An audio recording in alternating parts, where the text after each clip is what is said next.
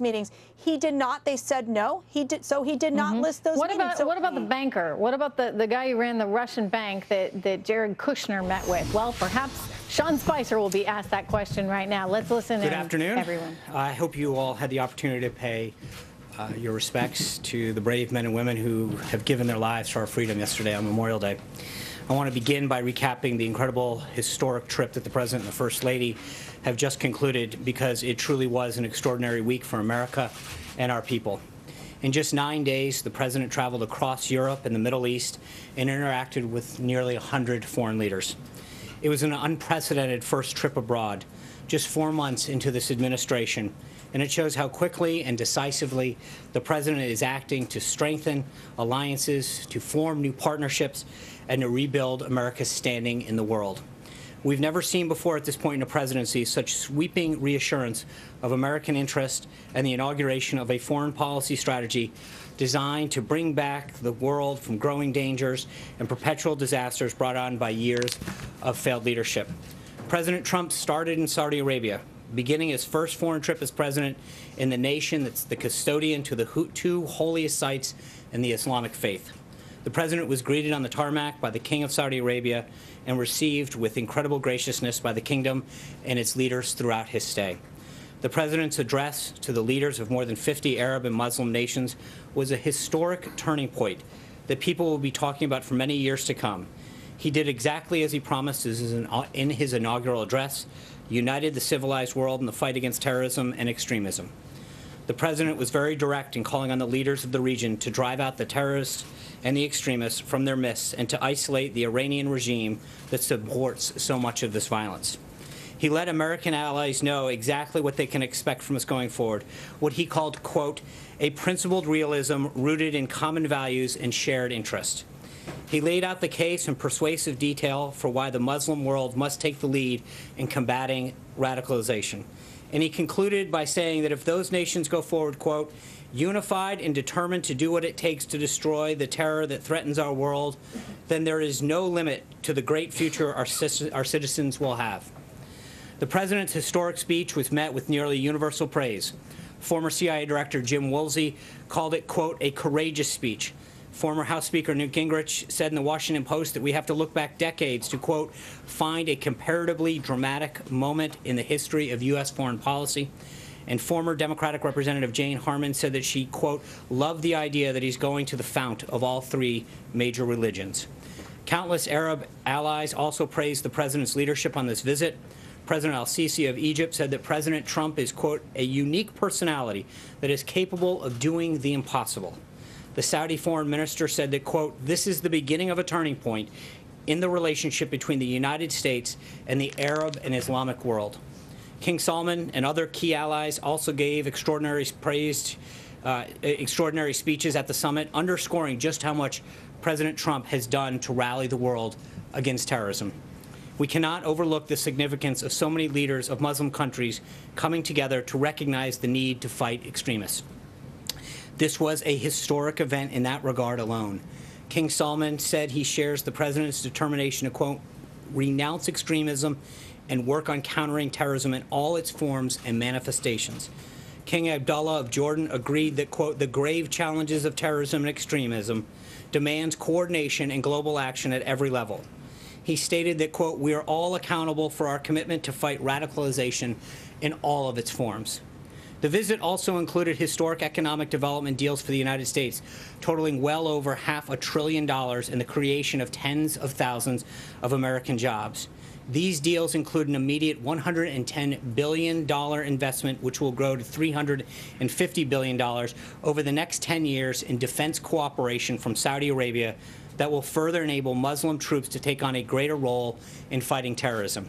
The President also participated in the launch of a new task force to block terror funding in the Gulf, the opening of a new global center for combating extremist ideology, and more than 30 commercial deals that include companies like Lockheed Martin, Raytheon, Boeing, GE, Dow, Honeywell, Emerson, Alcoa, and Cisco, among others, that will result in an additional $270 billion of Saudi investment in American businesses and American jobs.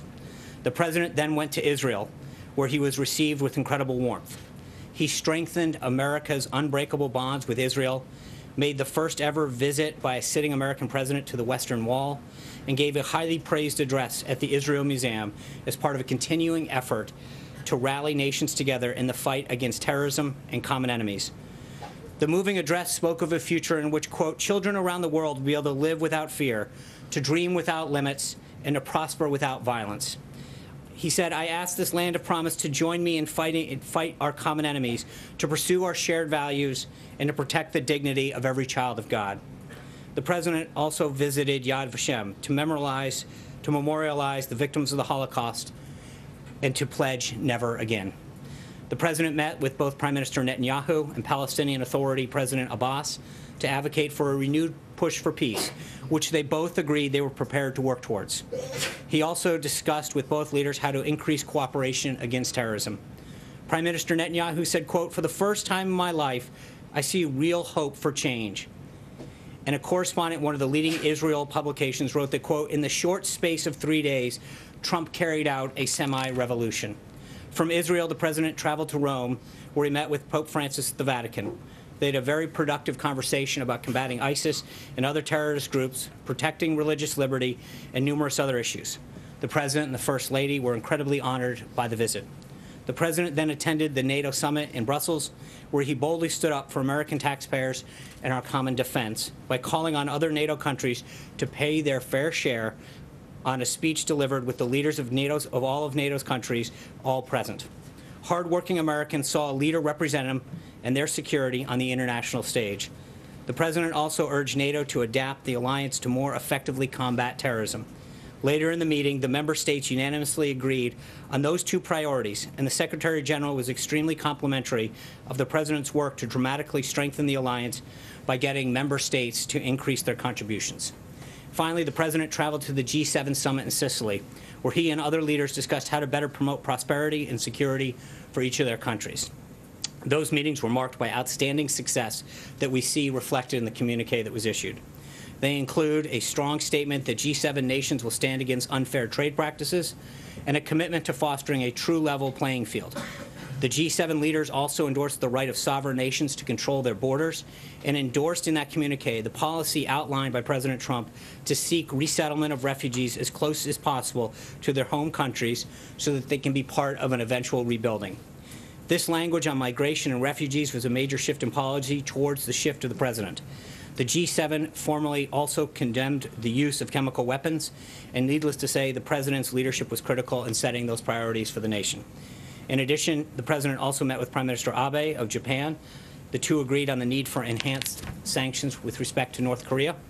The president concluded his trip with an address to the service members and their family at Naval Station Sigonella to thank them for their service on Memorial Day weekend and to deliver another strong message about the unity in the fight against terrorism. Then yesterday, President Trump spoke at Arlington National Cemetery for Memorial Day services and visited the grave sites of many of our fallen heroes. This was an extraordinarily successful and historic 9-day trip the president took. He accomplished the return of a strong America to international affairs, rallied civilized nations of the world against terrorism, took real steps towards peace in the Middle East, and renewed our alliances on the basis of both shared interest and shared burdens. The trip sets the stage for a much more safe and prosperous nation here at home and a more peaceful world for all.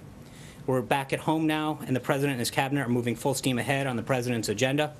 As the president noted this weekend, his plan for the most significant tax reform in decades continues to progress, led by Secretary Mnuchin and NEC Director Cohn. While the president was away, the team here held several meetings with members in leadership. In particular, Secretary Mnuchin met separately with the House Ways and Means Committee, Republican and Democrat members, the Freedom Caucus, and the Republican Study Committee. The vice president also discussed tax reform with multiple members and with leadership during his regular visits to Capitol Hill. We'll begin holding industry listening sessions next week, providing an opportunity for business leaders and job creators to give us their inputs on what reforms are necessary to allow us to grow jobs and the economy. This morning, the president met with Environmental Protection Agency Administrator Pruitt. One of the topics that they discussed, of course, was the president's upcoming decision on the Paris Climate Accords. As I've told you overseas, this is the subject that the president is spending a great deal of time on, and one that he spoke to the G7 members about during their meetings. Ultimately, he wants a fair deal for the American people, and he will have an announcement coming on that shortly. Also today, the President's trade representative, Ambassador Robert Lighthizer, is having several meetings with representatives from the Vietnamese government, including the Prime Minister and the Trade Minister, ahead of tomorrow's visit between the President and the Prime Minister. U.S. Trade Representative will have readouts on those meetings available for you this afternoon. Ambassador Lighthizer will also be speaking at the Chamber of Commerce Gala this evening for the Vietnamese Prime Minister. That speech should be available via the U.S. Chamber's Facebook page. During his speech, Ambassador Lighthizer will highlight the developments of our bilateral relationships with Vietnam over the past 2 decades, while underscoring the work ahead in addressing the challenges presented by the recent sharp increase in our trade deficit with Vietnam. As the President has made abundantly clear, trade deficits and unfair trade practices have disproportionately hit American workers. Through a robust and varied trade agenda, this administration is strengthening our important relationships with partners like Vietnam by leveling the playing field with American businesses throughout the world. And with that, take your questions. Bill. Yeah, to the issue of the Russia probe, I'm wondering, Sean, if you can tell us when the President knew, whether the President knew at the time that Jared Kushner was seeking to establish back-channel communications at the Russian embassy to the Russian government. And if he didn't know at the time, when did he find out? I think that assumes a lot, and I would just say that Mr. Kushner's attorney has said that Mr. Kushner has volunteered to share with Congress what he knows about these meetings, and he will do the same if he's contacted or connected with any other inquiry. Did the President discuss it, though? I'm not going to get into what the President did or did not discuss, but what your question assumes is a lot of facts that are not substantiated by anything but anonymous sources that are so far being leaked out. Does he approve of that action? You're asking if he approves of an action that is not a confirmed action. That being said, I think Secretary Kelly and General McMaster have both discussed that in general terms, back channels are an appropriate part of diplomacy. So does the White House dispute that that happened? I'm not going to get into it, but your question presupposes facts that have not been confirmed. Francesca. Thank you, Sean. Did the President retweeted this morning an article about that back channel that was based on an anonymous source that said that there was an effort to set up a back channel, that it was the Russians who suggested that, and that it was to talk about Syria? Was the President not confirming that there was an effort and the facts that I just said? I think what I just said speaks for itself. But you said that first of all that the article was based on anonymous sources. Which it is. But the Fox article that the President retweeted was also based on anonymous sources. Why are those sources, or the source rather, that they used more credible than the ones in the Washington Post article? Again, I don't think there's 2 issues at hand. One is the statement that Jared's attorney has provided. Second is whether or not the dossier that is largely the basis of this was largely discredited in the first place. Most of the publications here refused to even publish it in the first place. So again, I'm not going to get into confirming stuff. There's an ongoing investigation. John. Gizzy. Oh. I'm sorry. Thank you, Sean. I have 2 questions. First, the President, for the second time in a month, retweeted his desire for the Senate to reduce the votes to pass anything to 51, which would effectively scuttle the filibuster for legislation as it has been scuttled for nominations. Is this something he discussed with Majority Leader McConnell or any of the Senate leadership before he tweeted it? I think the concerns that he's had with the pace of the Senate has been longstanding. Obviously, the use of the filibuster and the rules of the Senate are ultimately up to Senator McConnell. But I think that the frustration that he's had with the pace of some of the legislation and some of the obstructionist tactics that Democrats have employed, whether it's his cabinet nominees or other pieces of legislation, has been well documented. He wants to scrap the filibuster entirely as well. I think he wants to see action done, John. That's what the President wants. Whether it's the delays that Democrats pose to his cabinet nominees or pieces of legislation, he wants action. This President was elected to get things done, and he wants to see things move through the House and the Senate, especially when you've got a majority of support and people to stop playing games. Zeke? My second question, I did want to mention that before he left to go abroad, the President praised Philippine President Duterte for his action against drug dealers and dealing with them. Various human rights groups have condemned President Duterte, saying that a lot of the executions of drug dealers have been done without trial. Does the President stand by his words of praise for the Philippine president? I think the president recognizes the need to combat drugs, but he also believes in human rights. It's something that he's worked with several countries. It's one of the reasons that he's reviewing the Cuba policy, et cetera. He wants human rights is something that's very strong to him. It's something that he's discussed in private with several countries. Zeke. Tomorrow is the deadline for the Terrorism MCA, for the expiration of the last Obama waiver, the 6-month waiver. Has the president made a decision whether or not to sign another waiver? No. So that decision will be made in the next 24 hours, simply? When the president has a decision to make, we'll let you know.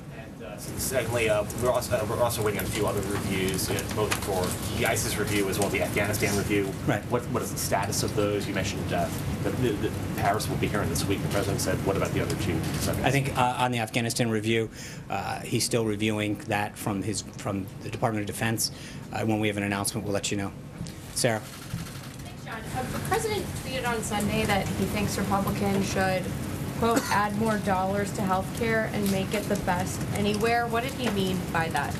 Well, there's a lot of savings that are coming out of the repeal and replace effort right now. I think we're at $119 billion that we saved through the president's efforts. And I think the health care has been something that the president's been very clear on throughout his time as a candidate, well through his presidency, to make sure that the American people get the care and the accessibility that they need. He understands how important health care is, and the bottom line is he's going to do whatever it takes to make sure that people have quality, accessible health care. But add more dollars, did he mean to the high-risk pools? Did he mean to the cost-sharing reduction payments? Where did he want to add them? I think this is the bill's in progress. Obviously, it's in the Senate right now, and he's willing to work with them to do what it takes. Olivier. Thanks, John. Following on one of Zeke's questions, Afghanistan's now the country's longest war. How much more American blood and treasure is the president willing to expend, and does he think it's a winnable conflict? I think the conflict that he wants to defeat ISIS. He wants to defeat Qaeda. He wants to defeat threats, to defeat terrorism. I think I just read to you throughout the trip that was the common thread. The uniting the Muslim world, talking about it with Prime Minister Netanyahu and President Abbas, talking about it even with the Pope, that wherever he went on this 9-day trip, protecting our country, protecting the world's people, was at the front of that discussion. And I think he wants to do whatever he has to do to make sure that our country is safe and our people are safe. That's why he's asked for this review.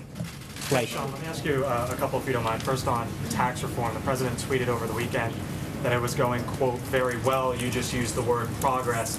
However, Republicans on the Hill still appear to be divided. The president tweeted today that maybe they should reverse the filibuster rule. So I'm wondering what the progress is and what is it that is going very well at this point in time?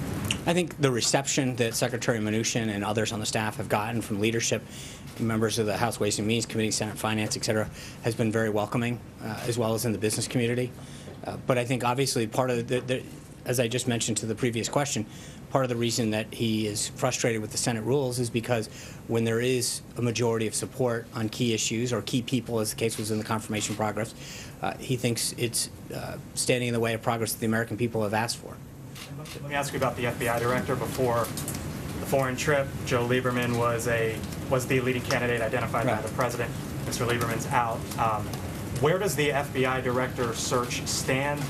John Pistol, is he at the White House interviewing today? Is he the leading candidate at this point? The president will be meeting with 2 additional candidates this afternoon, both Chris Wray and John Pistol. When the president feels as though he's met with the right candidate, he'll let us know. But he'll meet with candidates today and continue to do so until he finds the right leader. Are they two finalists at this point? Huh? Are they the 2 finalists or 2 of a expanding group? The president is the ultimate decision maker, and when he makes a decision as to who he believes is best to lead the FBI, he will let us know. Katie. The president tweeted that tax reform is going well, but you just said that he's actually very frustrated with the lack of progress in the Senate. So does the White House still stand by its August deadline for tax reform?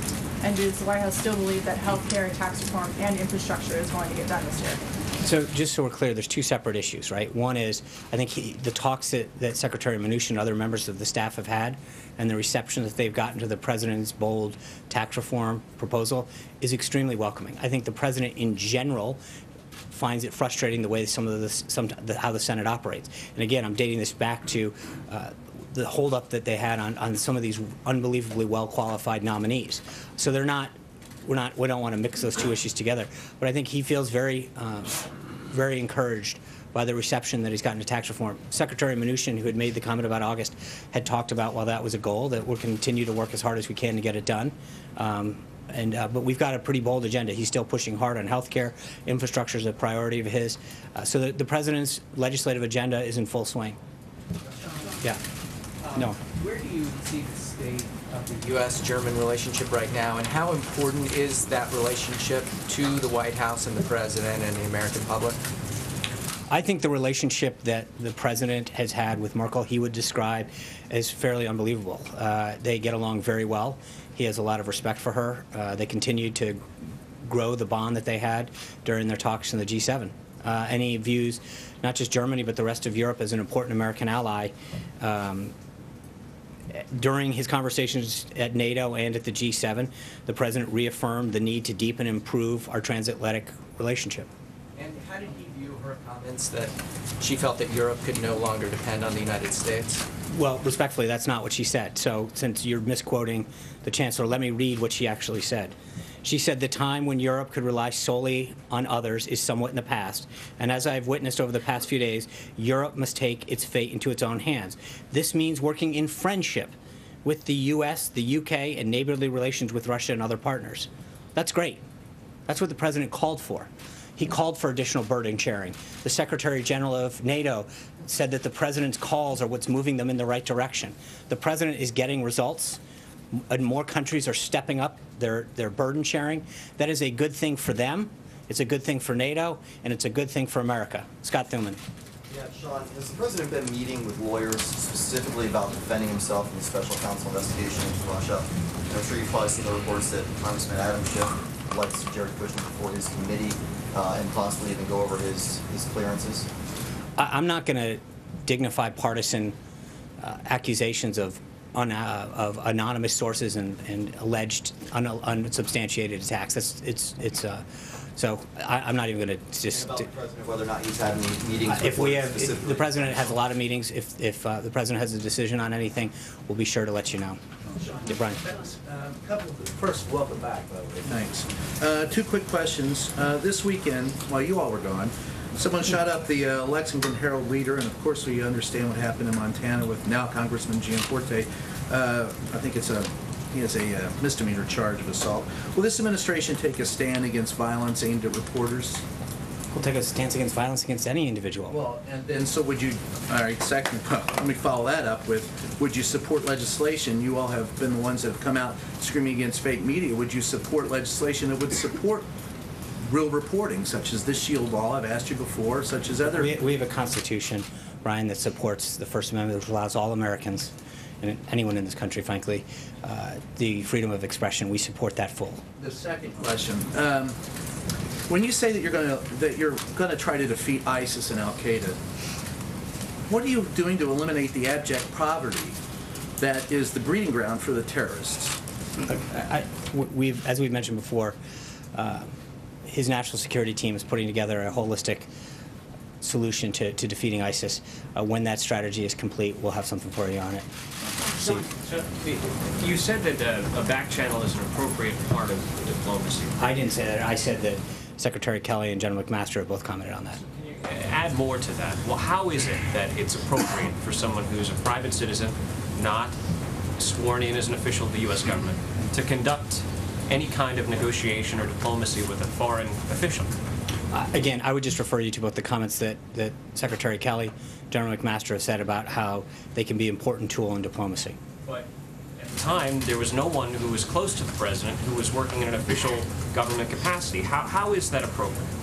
Again, I think that both of those individuals who are steeped in national and security and foreign policy have said that that can be an effective tool, generally speaking, in diplomacy. Shannon. I know the president hasn't made a public decision on the Paris agreement, and I know you don't want to get out ahead of him, but on the more broad issue of climate change, can you say whether or not the president believes that human activity is contributing to the warming of the climate? Honestly, I haven't asked him. Okay. And get back to you. And do you feel like that is a decision he's still trying to make? I don't know. I honestly haven't asked him that specific question, so I would feel. Just real quick on healthcare to follow up on a question right there. So as part of the tweet about wanting to add more money to get better health care, would the president consider putting back some of the Obamacare taxes that were taken out of the health bill as it goes into the Senate? Would he be in support of keeping taxes in there to help pay for health care? Again, that negotiation is ongoing with the Senate, and I don't want to presuppose what the president may or may not want to do. Deborah. Let me finish, please. Thank you, Sean, for calling on me. Angela Merkel's quote, "We Europeans must really take our destiny into our own hands." How did the president react to that? And will this have any effect on what he wants to do, what he decides to do with Paris?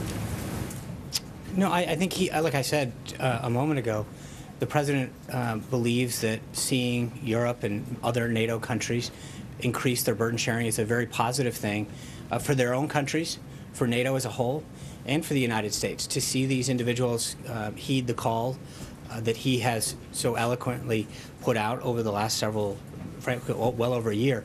But when you look at the comments that the Secretary General made, he recognizes that the president's rhetoric has had an extremely positive effect on the strengthening of NATO and other countries stepping up the percent of their own GDP that they're putting towards their common national defense.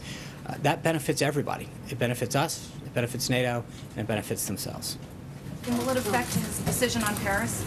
What, I'm sorry? Will it have any effect on his decision I on don't, Paris? obviously, that's what he ultimately decides is up to him. Sean, does the departure of Michael Duffy signal some kind of broader reorganization in the West Wing?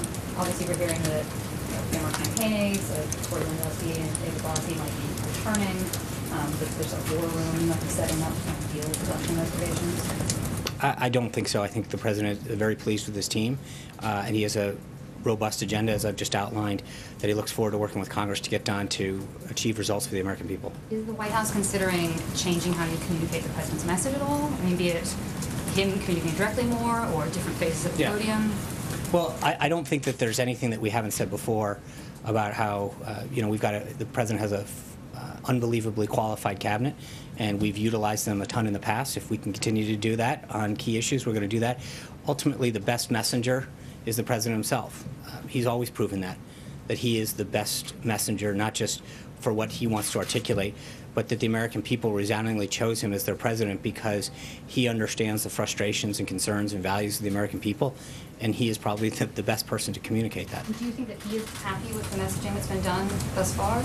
I think he's very pleased with the work of his staff. I think that he is frustrated, like I am and like so many others, to see stories come out that are patently false, to see narratives that are wrong, to see quote-unquote fake news. When you see stories get perpetrated that are absolutely false, that are not based in fact, that is troubling.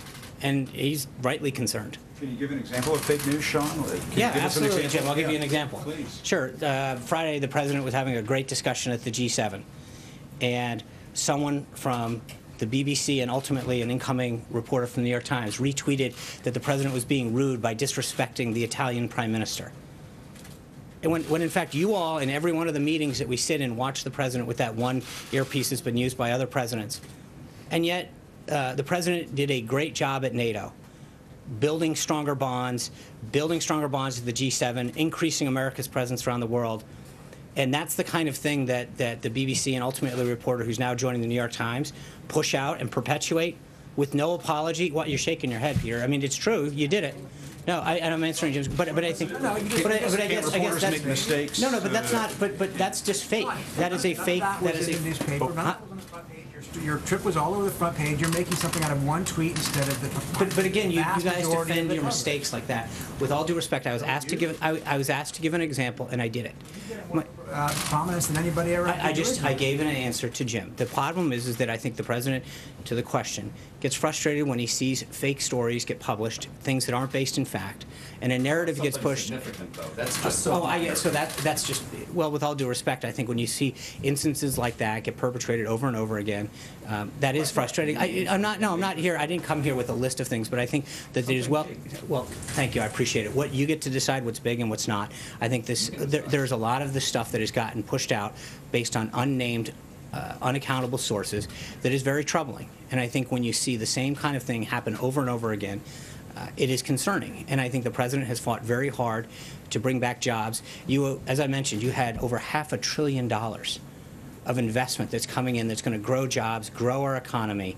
That should be a big story. The president's results when it came to fighting terrorism was a big thing. The idea that we're standing up a global center to fight extremism in Saudi Arabia that's uniting Muslim countries, that's a big deal. I think reports that there's going to be an overhaul of the communications operation are fake news. I think I know. So now you want to come back to that. What I'm telling you is that the reason that the president is frustrated is because there's a perpetuation of false narratives, a use of unnamed sources over and over again about things that are happening that don't ultimately happen, and I think that is troubling. Thank you guys very much. I appreciate it. All right, Sean Spicer going on the attack there, saying fake news is a real problem, citing an example to CNN there. We saw a little bit of contention. I want to take a quick look at the markets here. We can see we're off 45 points off the lows of the session nonetheless. All right, here with me to digest what we just heard, Capri Cafaro, Mercedes Schlapp, and Hugo Gurdon. Mercedes, I'll start with you. This was, I would say, a calmer Sean Spicer than what we have perhaps seen over the last several weeks, although he did start to get fired up where the opportunity was to cite some fake news. But how do you think he did in terms of answering some of these questions about Jared Kushner and what he may or may not have known or done with the Russians? Well, first of all, I think that the press secretary job is probably one of the toughest jobs in the White House. You know, I worked in the White House when Ari Fleischer was press secretary and I was in the media shop. And you know, it's very challenging, and particularly under this administration, it becomes like a combat zone between the reporters and Sean Spicer. So I think the key for the press secretary is not to have to make additional news. It's just to deliver the president's message of the day, the activities that are happening, and then move on and not allow the emotions to play out. So I think that that's critical. So I think his handling of the Kushner situation is exactly what needed to happen. I think it's very clear that we've seen time and time again back-channel communications occur between, you know, the United States and foreign governments. But with the case of the media, this mainstream media is so obsessed with the Russian narrative that that is where they're going to go every single time. And they're going to, you know, if we know that the president is drinking, if the president's drinking Russian vodka, that would be a story, because that would say he would have ties with the Russians. So it's very, it's interesting to see how, you know, I think he handled it in the right tone to basically say this is what has Capri happened. and I were seated on set, and we were a little surprised that Sean Spicer, mentioned even that dossier, which I should point out, reputable news organizations just were not going near. That was a BuzzFeed thing, an internet publication that perhaps was just looking for tweets. But I think, perhaps one of the reasons he did that is to serve your point, Mercedes, that the media is so hungry for anything. They're trying to connect the dots because, Capri, they know the answer, right? To them and to a lot of Democrats that wanted Hillary Clinton in the Oval Office, something had to have happened. Something nefarious had to have happened because, God forbid, how on earth else could Donald Trump be the president of this country? And so they're looking for any little thing and, something that may or may not be a fact of a particular case suddenly gets blown up in a way that I would argue is not necessarily healthy for where our country is right now. No question about that, Trish. I mean, I think that there's obviously something that's happening here where Democrats and maybe the media, however you want to, put that together, mainstream media, Democrats, and I say this as a Democrat, but I see what's happening here is that it's becoming more about politics and less about the direction of the nation. So it's about we need to make Donald Trump look like he has done something wrong because we need to derail the agenda. We need to create an excuse for Hillary Clinton's loss. And I say this all the time, Democrats, we need to come to the table with solutions. Yes, there are things we may not agree with, but that's why we have 3 branches of government. That's why we've returned a regular order in the House and the Senate. We need to be part of the solution. Well, you have come to something that you agree with. You have agreed that you don't like Donald Trump. I mean, I keep saying the Democrats have turned into just the anti-Trump party and nothing else. And I think that's the wrong move. And that is not going to give us electoral victories in 2018. We I always say Democrats don't win elections, Republicans lose them, and it's because we have not been able to find our voice. We cannot just be the anti-Donald Trump, regardless of how we feel about the way he presents himself on Twitter or some of his policies. Regardless of how we feel about Donald Trump, we need to present ourselves as a viable alternative that makes America's lives better. And if Donald Trump is not successful in his agenda, and the jobs aren't coming in, and the market goes down, or whatever the situation may be, NAFTA doesn't get renegotiated, right. Well, then there's an issue there. You and I have seen eye to eye on this, I think, from the beginning, in that the wrong candidate was run. The Democrats bet on the wrong horse, shall we say, and you can't just, give something to someone because maybe it's their time.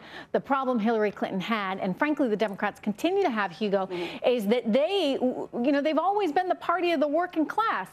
And they abandoned that working class. They became the party of the elites, of Hollywood, of the cool kids, of the 0.01% of the population that's transgender. I mean, in other words, they lost touch with their working class roots. And, I don't know if just being anti-Trump is going to get any of that back. It certainly isn't. And in fact, I think that quite a lot of the anti-Trump attacks is actually strengthening him, cementing in place some of the support that he has from those people. Hillary Clinton did ignore, and we've discussed this before, where she didn't go to several states, and her husband, who was obviously an extremely successful politician and won twice and remains popular, was begging the campaign to go to places like Michigan and the industrial Midwest, and they ignored him. So, yeah, they took those votes for granted, and now they've lost them. Yeah, but there you go. Can I just bring one point here? It's very important that what's missing, and I even think it was a bit missing in Sean Spicer's briefing, is this economic message, the bringing jobs back to America.